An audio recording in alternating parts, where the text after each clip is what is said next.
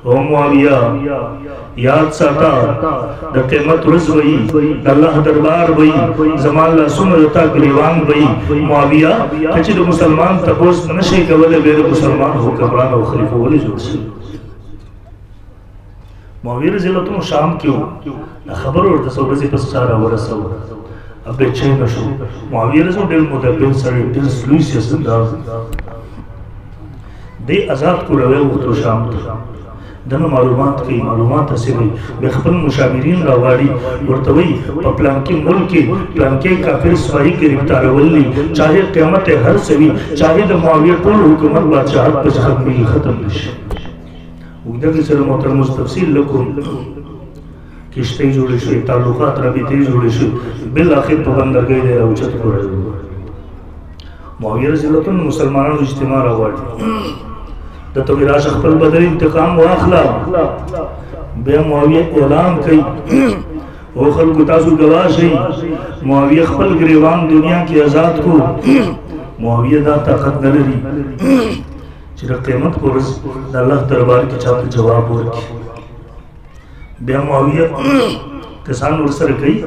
اور تو دے واپس بندرگاہ کا بوزے انتے پریگ دئی اگر تو لارشا خپل بادشاہ تو آیا کلگا سوچ ہو نکی ممت و مسلمان ظلم ملکو مسلمان بداغی بدل انتقام دعا دخلی دا استاسو یو عام سپاہیو قسم دے کستاسو بادشاہ بلگی گی پیو ادنا مسلمان ظلم ہو کی پرب کعبہ قصب اند دیم طاقت لڑو چستاسو بادشاہ گریتار کو دے انتقام دا پار شام تا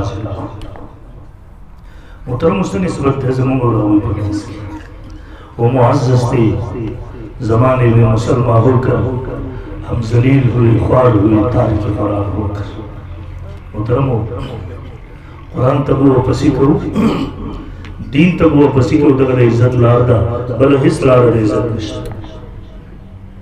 نمد رسی دا محترم و موتا تا آواز رکھی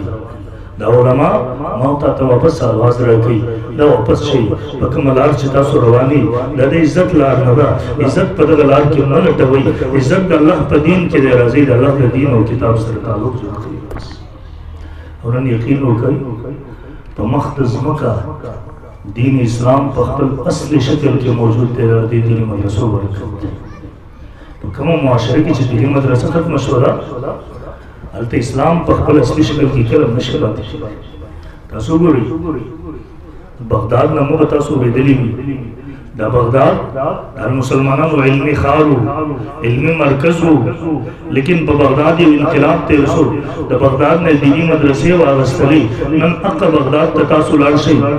قسم دے بغداد والا مسلمانان دے اسلام نتیجی تھی شیخ الاسلام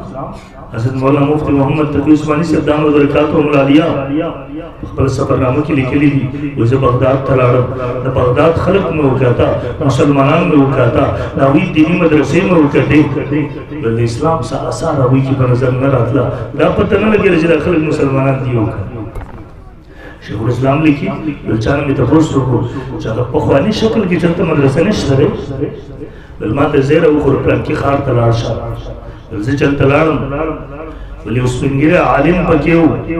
علماء ارسل ملاقات وشو تعروف وشو کلچی واپس رفلم لغٹیر زیادو جلل دا گیرے پا اخ کو باندی لمدش والا ماتے وی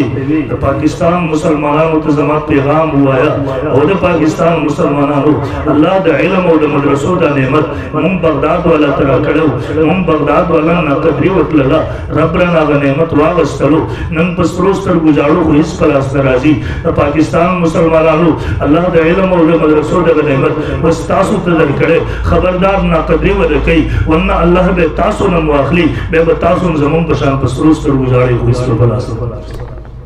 قدر بکورتی مدرسو انشاءاللہ زور انشاءاللہ مطرم ردیق قدر داری بل بچی دیتا رہا